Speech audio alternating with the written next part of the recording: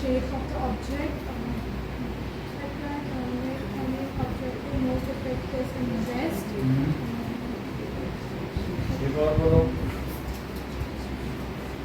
It can bring the object at rest if it is in Motion. Sir motion. ये भी कर सकते हैं, it can change the direction of वो तो बोल दिया, ठीक है, वो कर सकता है, फोर्स तो कर ही सकता है. What is electrostatic force? when charged body attacks the uncharged body, then it is known When the force of attraction or repulsion between charges is known as electrostatic force. Electrostatic force क्या है? Electrostatic force. Force acting between two charged body. तो charge body में जो force लगेगा, अगर एक positive charge body है तो वो दूसरी पॉजिटिव चार्ज बॉडी को अट्रैक्ट करेगी कि रिपेल करेगी?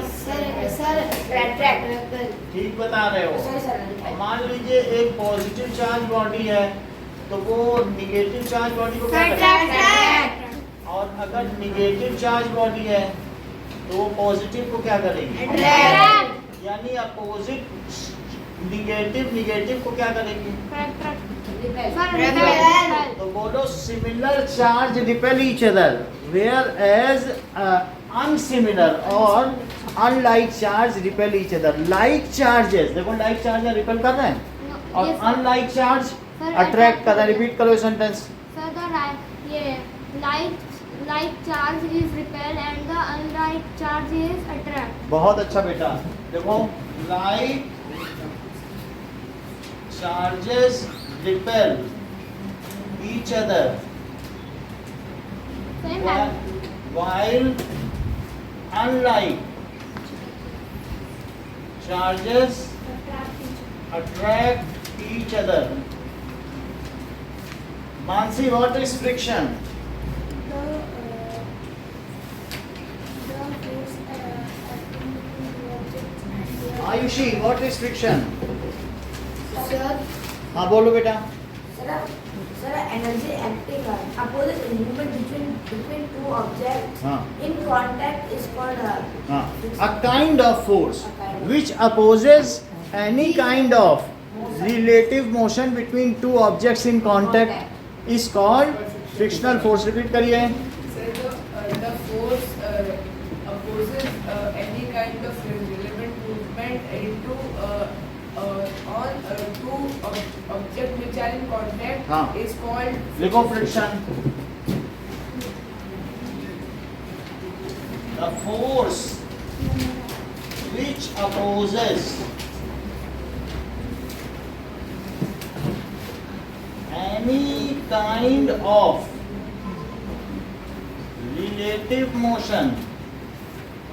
आद्या मुझे बताओ, ये दो ऑब्जेक्ट हैं, ये मेरे दो हाथ हैं इन कांटेक्ट में, ये आगे पीछे जाने में फ्रिक्शन लगेगा कि नहीं? सर लगेगा. तो ये तो बोलने नहीं लगेगा, कह रही रिलेटिव मोशन नहीं हो रहा है. जब साथ साथ जाने इनके बीच कोई मोशन हो रहा है तो उन्होंने क्लियरली बता दिया भाई जब उनके बीच में रिलेटिव मोशन होगा तब हाथ गर्म होगा. ऐसे करके देख लो, गर्म हो जाएगा. तो इस तरीके से उनके बीच फ्रिक्शन लगेगा कि नहीं? सो इसलिए रिलेटिव मोशन होना चाहिए, एक साथ मूव करने से नहीं लगेगा. सही है. So the force which opposes any kind of relative motion. Palak आज इस सेंटेंस को कंप्लीट करो. Sir, in opposite direction. बोलो बेटा. The force which opposes any kind of relative motion between two objects that it is known as friction. Between two object. आगे एक और चीज बोलते of हैं. contact in contact. Which are in contact? Which are in contact direction. Between two objects which are in contact is called friction. Friction से क्या होता है? क्या फ्रिक्शन हमें चलने में हेल्प करता है? अगर जमीन में तेल पड़ा बहुत तो हम चल पाएंगे कि नहीं? सो फ्रिक्शन हमें हेल्प करता है, क्योंकि जब हम इस पैर को पीछे पुश करते हैं तभी आगे पैर रखते हैं, फिर और आगे पैर रखते हैं, हम पुश करते हैं इसको, तभी तो हम आगे बढ़ पाते हैं. तो इसकी पुशिंग से हमारी रोलिंग होती है। तो इस तरीके से देखो, ऐसे हमने किया तब दूसरा हाथ पड़ा, सो बाय फ्रिक्शन। और अगर वो पैर पुश करते समय फिसल जाए तो मुंह के बल गिर जाए। सो इट इज फ्रिक्शन हमें हेल्प करता है। If A ball is moving on playground, तो ये रेस्ट पे क्यों आ जाती है इवेंचुअली? बोलो बेटा, ड्यू टू फ्रिक्शन। इतनी बात समझ में आ गई? फ्रिक्शन ये हमारे चलने के लिए डिजायरेबल है, और कहाँ अनडिजायरेबल है? यस, हाँ बोलो। साइकिल चला रहे हैं। यस, साइकिल में या इन मशीन्स में अगर फ्रिक्शन होगा तो उसके पार्ट घिस जाएंगे, वो अच्छे से रन नहीं करेगी, उसमें हमारी एनर्जी वेस्ट हो जाएगी। ये पंखे की मोटर गर्म क्यों हो रही है? फ्रिक्शन की वजह से हो रही है। कोई भी चीज़, तो कभी भी friction is desirable, necessary for walking. अगर रोड पर फ्रिक्शन ना हो तो क्या कार चल पाएगी? और मान लो बिल्कुल स्नो हो तो फिसल जाएगी कि नहीं फिसल जाएगी? इसलिए क्या लिख सकते हैं? Friction helps us to move on road, us to move on road. Friction helps vehicle to move on road. Vehicles to move on road. So a lot of energy is lost when machine is running. So friction is not desirable in machines. Machine में जरूरत है उसकी, गर्म हो जाती है ultimately, नहीं घिस जाते हैं। So friction is reduced. कैसे रिड्यूस करते हो इन मशीन्स? बोलो, मशीन में कैसे रिड्यूस करते हो? By oiling and greasing. क्या तुम जब साइकिल बनवाने जाते हो तो उससे कहते हो कि व्हील के जो बीच वाला उसमें बेरिंग्स में ऑयल डाल दो, ग्रीस डाल से बोलते हो? तो क्यों? तो फ्रिक्शन रिड्यूस कराते हो in machine by oiling, by greasing. ठीक है ना? ग्रीस भी तो होती है, लगा लिया, एक ग्रीस नहीं होता थिक। हाँ, बाय अप्लाइंग। जैसे ऑयल है ना, वैसे ही गाढ़ा गाढ़ा चीज होता है व्हाइट कलर का या कोई भी ब्लैक कलर का, ग्रीस वो लगा देगा उसमें। हाँ, तो ग्रीस या ऑयल। अब जरा देखिए कि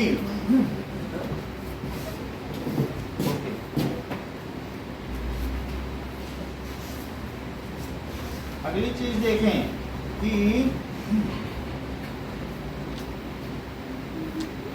इतनी बात हो गई। सो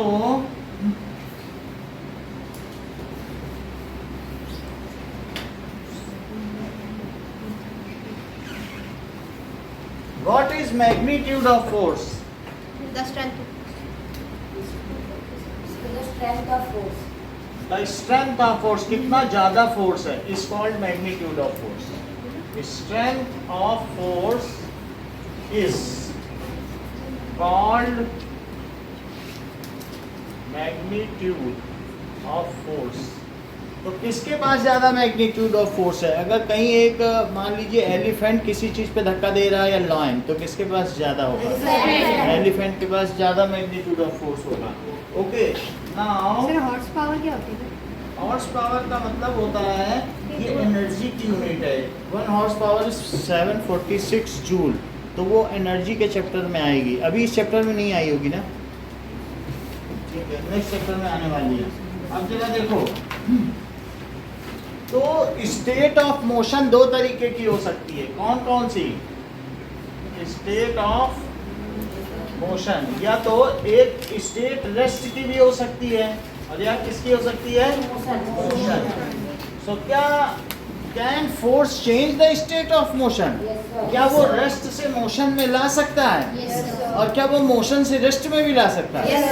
तो force can change the state of motion, force can change the direction of motion, the force can change the shape, force can also change the speed. ये सब कर सकता है कि नहीं? So an applied force क्या क्या कर सकता है? An applied force जिसको कि any push और pull, अगर push कर रहा है तो भी force और pull कर रहा है तो force है, can change the state of motion. State of motion, इसका अर्थ क्या हुआ? That it can bring a moving object at rest, वो रेस्ट पे जाएगा. Also it can move the object at rest. क्या ये चला भी सकता है? The object at rest. Second, it can change the shape को भी चेंज कर सकता है और किसको? डायरेक्शन को भी चेंज कर सकता है और क्या स्पीड को भी चेंज कर सकता है. Yes, sir. तो ये भी कर सकता है. अब देखिए, What do you mean, Shaurya, by contact force? तुम contact force से क्या समझते हो? Sir, force in which, sir, मतलब contact के The objects are in contact. muscular force. Sir, sir अगर सर किसी भी चीज को अगर सर लोग टच करके उसके बाद फोर्स अप्लाई करते हैं तो हम contact force. तो contact force क्या है?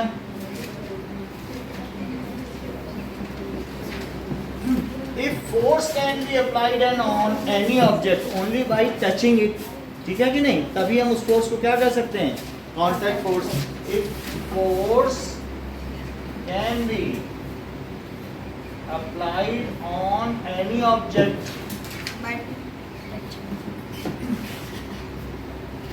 by touching या making contact, Sir, physical contact. Making contact with it, उससे कांटेक्ट करते ही विद इट, तो उसे कांटेक्ट फोर्स कहते हैं. जैसे मान लीजिए मैं आपकी बेंच है, इस पर हाथ लगा के ऐसे ऐसे करूं तो मैं कौन सा फोर्स लगा रहा हूं? Muscular force. So muscular force is a kind of contact force. अच्छा, मस्कुलर फोर्स के अलावा शौर्य और कौन सा force? Friction is also a contact force. Friction भी कांटेक्ट फोर्स है. ये उसके एग्जांपल हो गए. Now what is mean by non contact force? तो जिसमें कांटेक्ट नहीं होता सर, जैसे Contact is a gravitational force.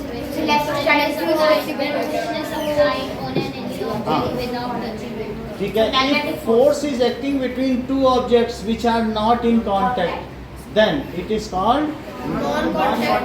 If force acting between two objects are not in contact.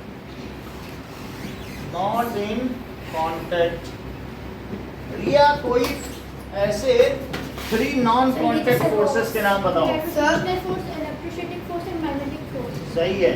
That is example हो गया ग्रेविटेशनल फोर्स. ग्रेविटेशनल फोर्स, जैसे कि सन अर्थ को खींच रहा है और मून अर्थ को खींच रही है, या अर्थ मून को खींच रहा है, लेकिन कांटेक्ट नहीं है.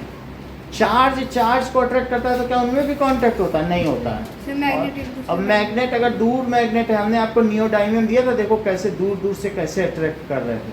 तो magnetic force, magnet, 2 strong magnet दिए थे कि नहीं, निकालना कितना मुश्किल हो रहा था. तो इस तरीके से ग्रेविटेशनल फोर्स, मैग्नेटिक फोर्स, और तीसरा क्या है? Electrostatic force. Now Arav, what does it mean by magnetic force? जो फोर्स है, दो मैग्नेट से फिर कोई एक मैग्नेट और किस मैग्नेट, 2 मैग्नेट के बीच में जो लगे. What is gravitational force? Sir जो से हमारे अर्थ की जो एनर्जी और सर कोई भी बोलो ma'am.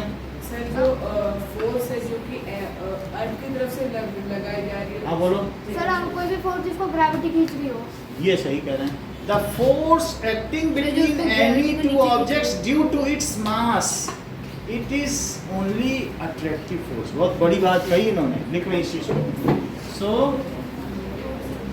gravitational force, force acting between 2 objects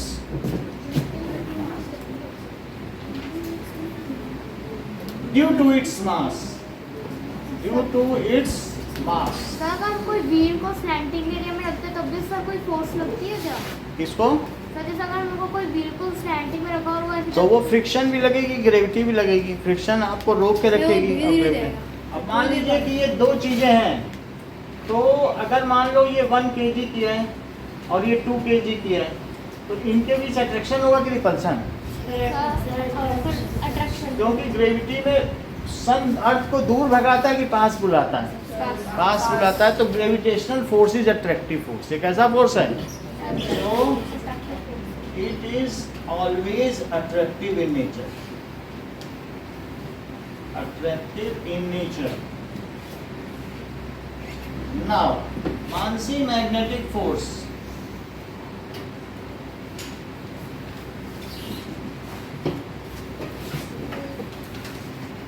ठीक है, पलक यादव मैग्नेटिक फोर्स। सृष्टि, हाँ बोलो। The force acting between magnets, two magnets. और ये आगे ये भी लाइन बोलो। It is always attractive. अच्छा, रिपल नहीं करते हैं? साउथ साउथ रिपल नहीं। रिपल्शन और अट्रैक्शन दोनों होता है। हाँ, तो फिर force acting between two magnets, so it may be attractive or repulsive। जैसे अगर नॉर्थ पोल एक तरफ है तो बोलो क्या होगा? रिपल्सन। तो सिमिलर पोल रिपेल ईच अदर, और अनलाइक पोल जैसे मान लो नॉर्थ के पास साउथ रख दिया जाए तो फिर ये अट्रैक्ट करेंगे। और like poles repel each other. Now Pritika, ठीक है Pritika, what is electrostatic force? Devanshi, Divyanshi बेटा, ये ना कह दीजिएगा अभी तो पढ़ाया, इतना पूरा आधा बोर्ड भर दिया था आपने इलेक्ट्रोस्टैटिक फोर्स से, वही फिर क्यों पूछ रहे हैं सर? वही चीज पूछेंगे तो बार बार हम लोग बोर हो जाएंगे। हाँ बोलो बेटा। सर जो दो चार्ज बॉडी के बीच में जो फोर्स लगता है उसको इलेक्ट्रोस्टैटिक फोर्स। और ये कैसा होता है? सर ये नॉन कांटेक्ट फोर्स। ये नॉन कांटेक्ट होता है। और ये लाइन पे बोलो कुछ। Always attract in nature and ripple. दोनों होते हैं ना? चलो, तो यानी इलेक्ट्रोस्टैटिक फोर्स। हाँ मानसी रिपीट करो।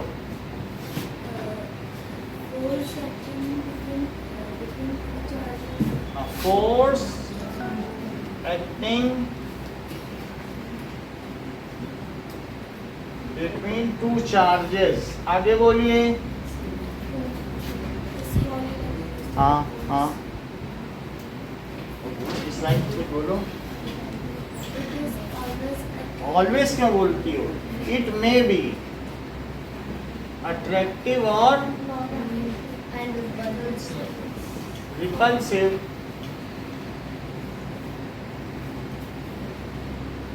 या तो ये दोनों वस्तुएं एक दूसरे को आकर्षित कर सकती हैं या प्रतिकर्षित कर सकती हैं। Okay, now what does it mean Adya by muscular force?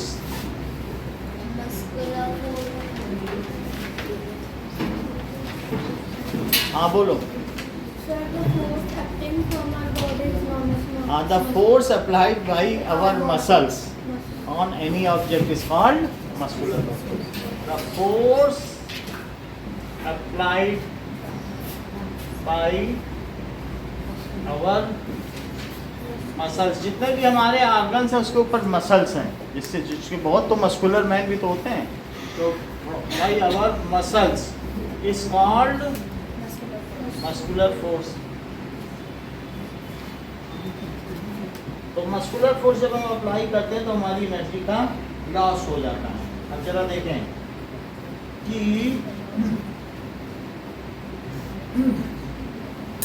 What does it mean.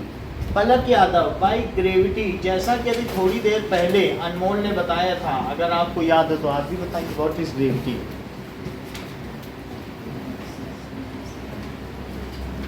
हाँ रयान, व्हाट इज ग्रेविटी? बोलो बोलो। The earth pulls every object या एवरी मास, किसी भी चीज को वो क्या करती है? रिवर्स अपनी ओर को क्या करेगी? नीचे की। तो फिर इसे क्या करेंगे? अर्थ पुल्स, ठीक सर है? ये अट्रैक्टिव फोर्स है कि नहीं? है, क्योंकि वो ग्रेविटेशनली तो है, तो अर्थ कर रही तो ग्रेविटी बोल देंगे। Earth pulls every object towards it, if something is released it falls on earth, if something is released it falls on earth. This is called gravity, जो अर्थ की वजह से फोर्स है। वैसे तो सभी सेलेस्टियल बॉडी एक दूसरे को खींच रही हैं, लेकिन अर्थ खींच रहे तो हम कहेंगे ग्रेविटी नहीं खींचा। सिंपली उसे पूरा ना बोल के बार बार इतना लंबा सेंटेंस बोलो ग्रेविटेशनल फोर्स, उसकी जगह हम सिंपली उसे क्या बोल देते हैं? ग्रेविटी।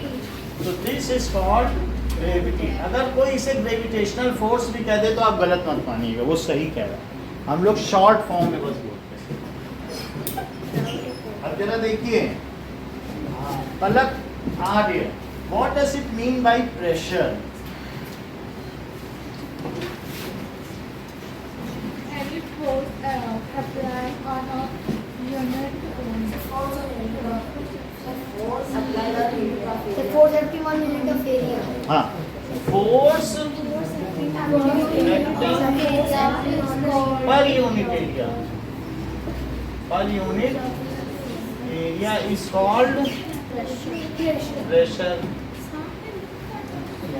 अब जरा देखो, मान लीजिए कि अगर कोई हमारे पास यहाँ पर एरिया है और उस पर आप बहुत फोर्स लगा रहे हैं, चारों तरफ से बहुत सारा इस पे लोड रख दिया तो फोर्स लगेगा। मान लीजिए आपने इस पर 10 न्यूटन का फोर्स लगाया और ये 2 मीटर है और ये भी 2 मीटर है, तो बोलो इस रेक्टेंगल का एरिया कितना हो जाएगा? 4 मीटर। तो एरिया कितना हुआ?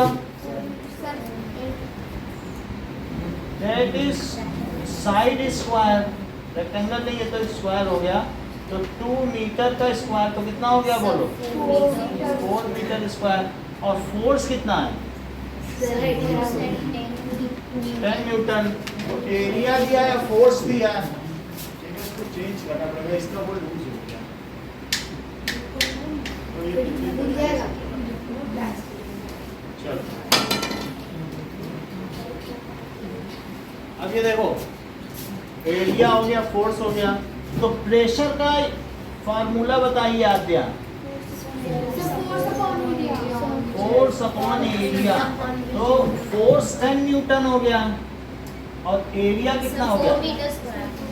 4 से ही कट सकता है, 4 2 जा 8, 2 बचा, डेसिमल लगा के 0 बढ़ाओ,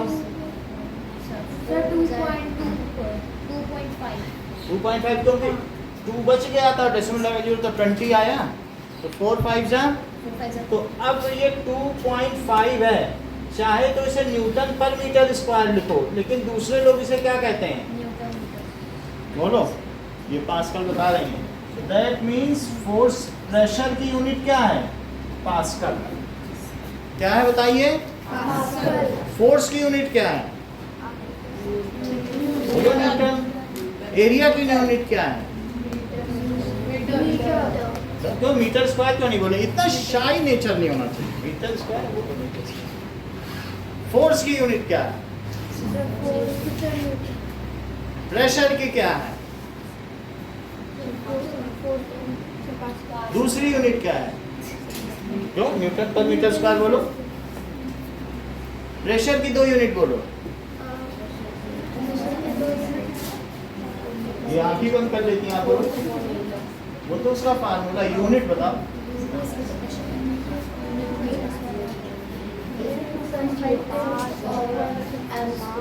पर मीटर स्क्वायर। दूसरी यूनिट क्या है? हाँ, 1 पास्कल को डिफाइन करो।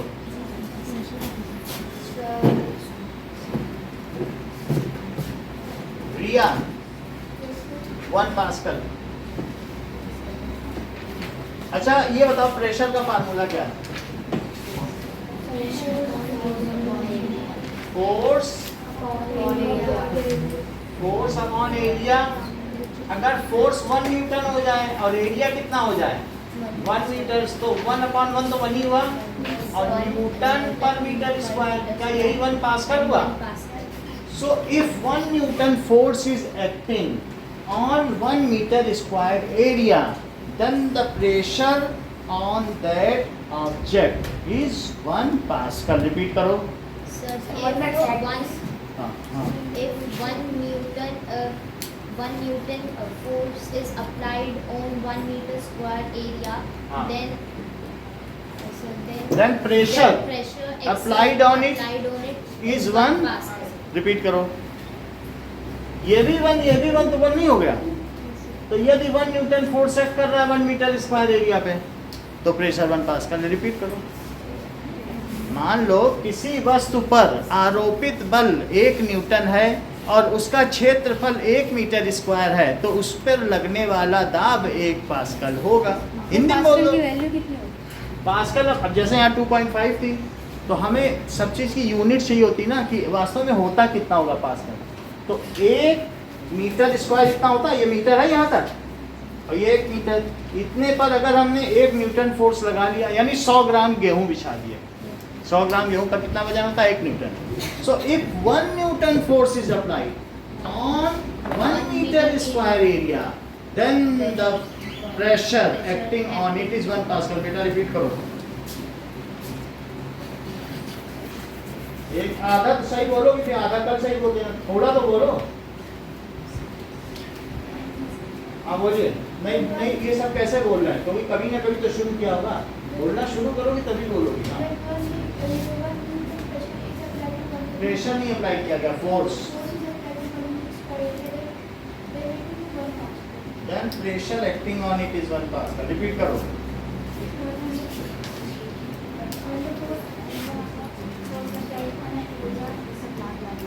बोलो सृष्टि, कितना फोर्स है ये तो बोलो, आप बोलो।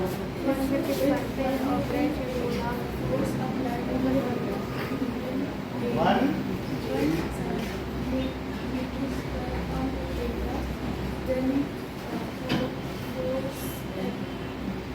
रिपीट करिए। When 1 Newton force is applied on 1 meter square area, then pressure will be pressure acting on it is क्या भी? If 1 Newton force is applied on 1 meter square area, then pressure exerted force. हाँ, exerted When because you have to. pressure exerted in area is When 1 Newton force is applied on 1 meter square area, then pressure, exerted. ठीक है, exerted on it, तब कितना pressure exert हो जाएगा? Pressure exerted is 1 Pascal. ठीक है।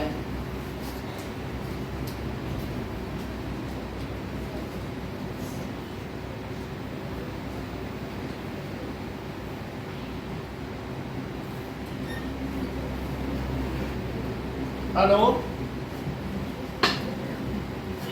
हाँ ma'am नमस्ते। सर जी अभी आपके फादर का जो लोन था वो पूरा क्लियर हो गया है, या 8 लाख समथिंग कुछ बचा हुआ है? हाँ, अभी तो 8 लाख बचा हुआ है। 8-8.5 लाख रुपए के करीब। हाँ। अच्छा, एक मैं ये पूछ रही थी कि सर ये जो मैंने कंप्यूटेशन बनाया है आपका, इसके अंदर आपका 24,000 के करीब टैक्स बनता है।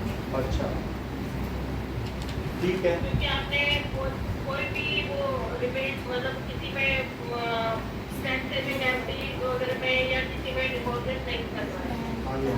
ठीक है, कर दीजिए। हाँ, तो मैं ये बोल रही हूँ, बस मेरी पूरी बात सुनिए। या तो ये है कि आप 24,000 आप कर दें,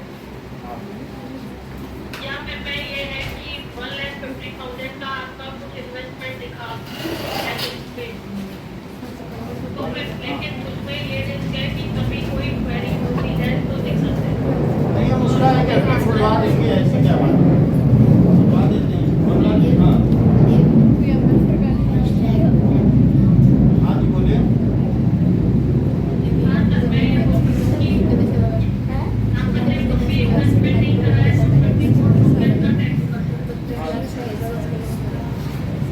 हाँ लेकिन अगर मैं 1.5 लाख का दिखा देंगे हाँ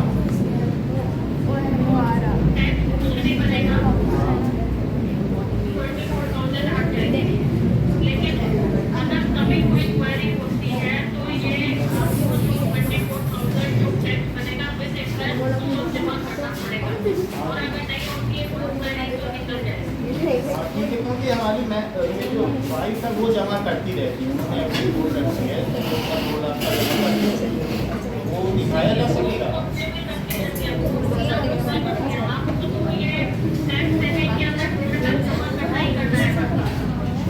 तो आप दिखा दीजिए 1.5 लाख डिपॉजिट।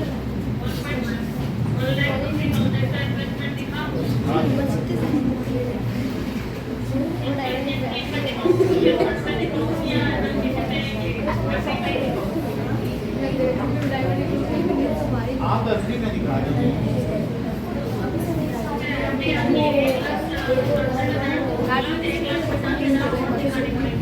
हाँ दिखा दीजिए। हाँ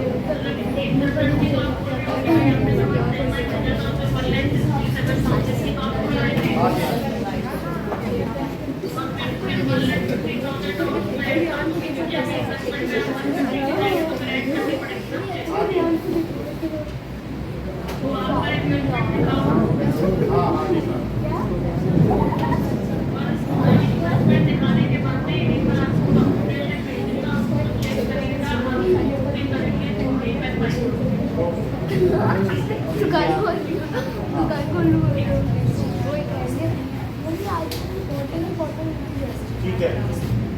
इज 1 पास्कल, उसको क्या कहेंगे? 1 पास्कल। अच्छा 1 पास्कल ऐसे लिखा जाएगा और शॉर्ट में इसे फिर कैपिटल में लिखना पड़ेगा। जब ऐसे लिखेंगे तो ब्लेज पास्कल साइंटिस्ट का नाम है, तो उनके नाम ब्लेज पास्कल, और नहीं तो पास्कल ऐसे भी लिख सकते हैं। ओके नाउ अब जरा देखें, ये मुझे बताओ कि अगर एक ये पिन है, अब पिन का ये एरिया है, ठीक है, तो एक एरिया है। अगर मान लीजिए इस पर हम अंगूठा रख दें और अंगूठा रखने से अब ये देखो, तो मान लीजिए हमने इस पर थंब रख दिया, तो अब ये किसी पे प्रेशर पड़ेगा? मान लीजिए आपने अंगूठा रख दिया इस पर, और अगर मैं इसी पर इसी पिन का ऐसा मोटा रख दूं तो ज्यादा प्रेशर पड़ेगा कि अब पहले ज्यादा पड़ेगा? अगर किसी में मैं एक पिन किसी के हाथ पे रखूं तो तब उसे वो लगेगा कि मान लीजिए वही हम फोर्स लगाएंगे कि ये जैसे है, तो मैंने जैसे अनमोल के ऐसे कर दिया, तो तब ये क्या कहेंगे कि नहीं सर, और अगर ऐसे कर दिया कहेंगे हाँ ठीक है सर करो अच्छा लग रहा है, उससे बोलेंगे कि नहीं अच्छा लग रहा है, और वैसे बोलेंगे नहीं सर छोड़ो क्या कर दिया यार। तो बोलो अगर एरिया कम हो जाए तो प्रेशर ज़्यादा है, क्यों? क्योंकि एरिया नीचे की चीज़ है, जब नीचे की चीज़ छोटी हो जाएगी, सुन लो, जब नीचे चीज़ छोटी हो जाएगी तो वो चीज़ ये देख लीजिए आप कि फिर से समझो, एक में नीचे 1 लिखा है और एक में नीचे 5 है, अगर एरिया में 5 टाइम्स कर दूं तो यही प्रेशर है, तो बोलो ये प्रेशर बढ़ा है कि ये प्रेशर? यहाँ एरिया क्या है बोलो? लेस है। देखो एरिया लेस है और प्रेशर कितना है? हाई 10 है प्रेशर, चेक कर लो, प्रेशर कितना है? 10, और यहाँ एरिया कितना है? एरिया मोर और प्रेशर भी कितना हो गया? प्रेशर 2 हो गया, तो लेस हुआ कि नहीं?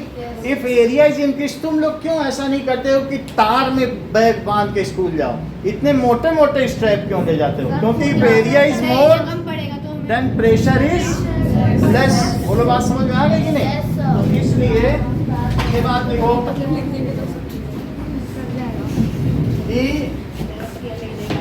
as एरिया इंक्रीजेस तो प्रेशर क्या होगा बोलो? डिक्रीजेस। एरिया इंक्रीज होगा तो कल भी साइंस होगी, कल हम कोल एंड पेट्रोलियम में इसके क्वेश्चन आंसर करेंगे, परसों मैथ करा देंगे। तो एरिया इंक्रीजेस तो pressure decreases, because pressure is inversely proportional to this. जैसे जैसे एरिया बढ़ेगा ये कम होता जाएगा। Hence we use thick straps wide of bags. हम क्यों प्रिफर करते हैं? We prefer bags with thick and spongy straps. We prefer school bag. क्यों? क्योंकि अगर थिक ताकि इसका प्रेशर कम हो जाएगा। तब प्रेशर उसमें क्या हो जाएगा? क्यों एरिया बढ़ गया। तो we prefer school bags with broad strap. Broad का मतलब जानते हो? हाँ, तो चौड़े चौड़े broaden straps, broaden and spongy straps to reduce pressure. इस सेंटेंस को दिव्यांशी बोल के दिखाओ। देखो आज आपने एक ही जवाब नहीं दिया है, पहला जवाब पूछा इसी आशा के साथ बोल दो। बैग सुन लेके बैठी आप, बोलिए प्रॉपर्ली। कोई बात नहीं। Area increases pressure decreases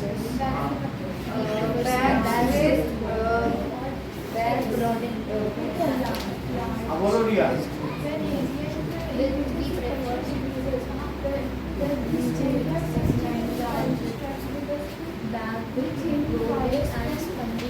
To reduce the pressure on our किस पर? To reduce pressure on our shoulders। बोलो बात समझ आ गई? जिससे हमारे कंधों पे कम वजन आए। अब जरा देखिए कि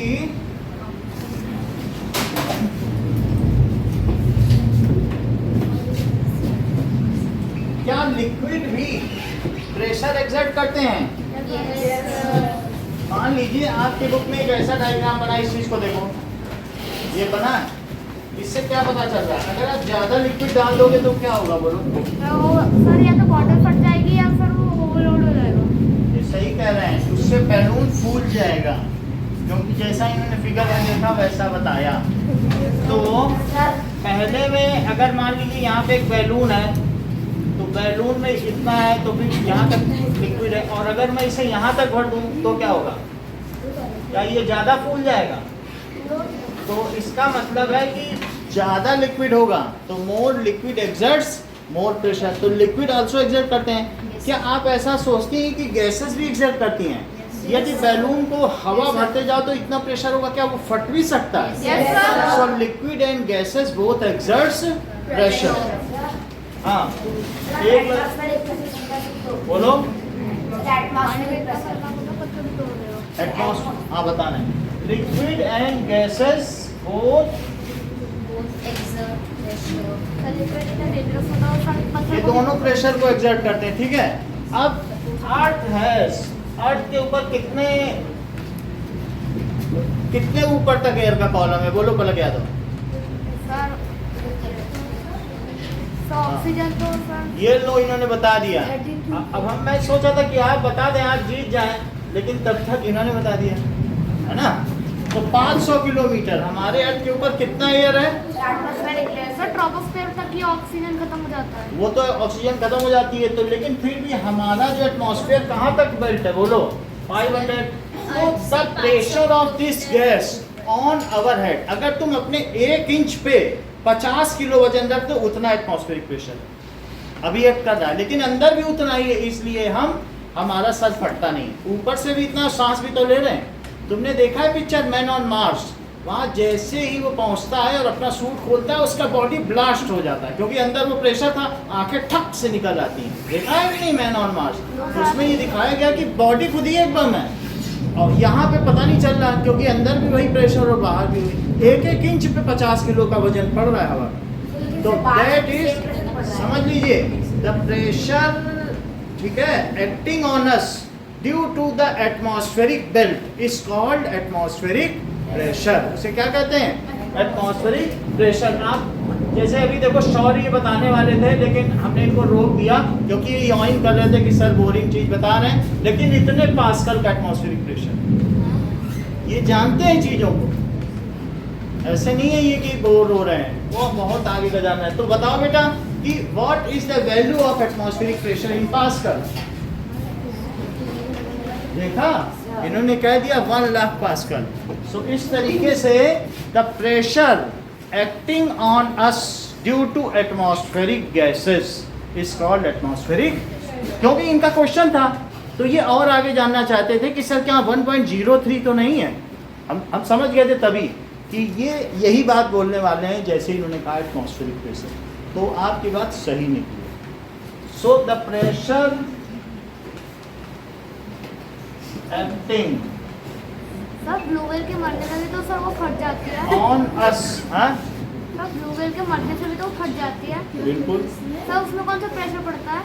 प्रेशर बहुत पड़ते हैं, अब इतने सारे तो प्रेशर हैं, काम के प्रेशर होते होंगे बहुत सारे, दिन भर की व्यस्तता होती होगी। अब देखो the pressure acting on us due to atmospheric belt, किसकी वजह से? ड्यू टू एटमॉस्फेरिक बेल्ट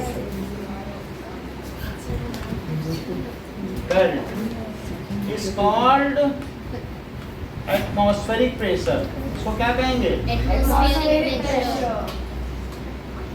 अच्छा, इसकी वैल्यू क्या है? It's value is 1 lakh pascal. वैसे 1.03 into 10 to the power 5 pascal है। मतलब इसमें जीरो बढ़ा दो तो बहुत एग्जैक्ट जो शौर्य बता रहे हैं वही ठीक है। वास्तव में यही वो बोलना चाह रहे थे, समझ आया ना? 5 जीरो बढ़ा दो इसी डेसिमल में। सो 1,03,000 पास्कल, समझ में आ गया? तो वैल्यू ऑफ व्हाट, अगेन एक बार रिपीट करो, let the class get enlightened by your knowledge.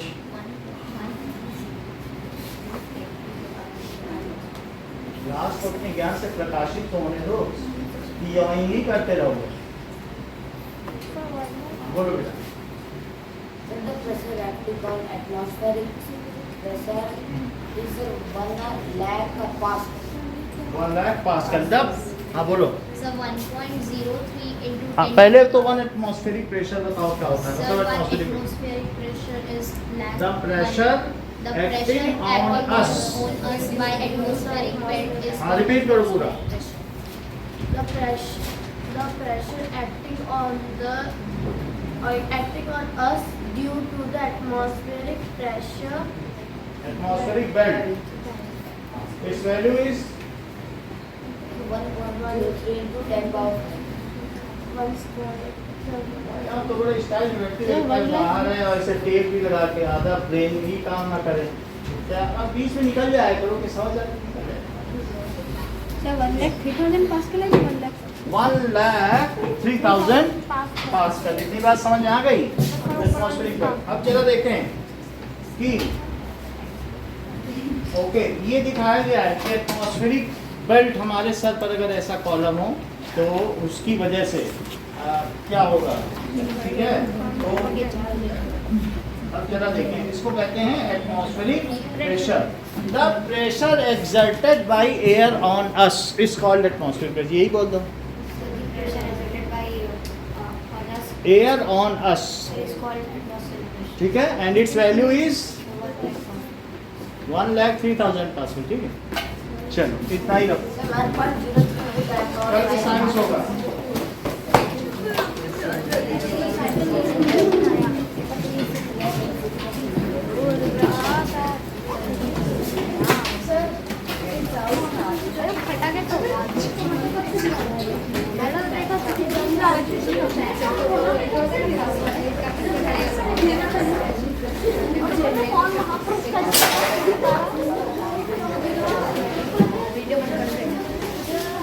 अरे बाप रे हमारा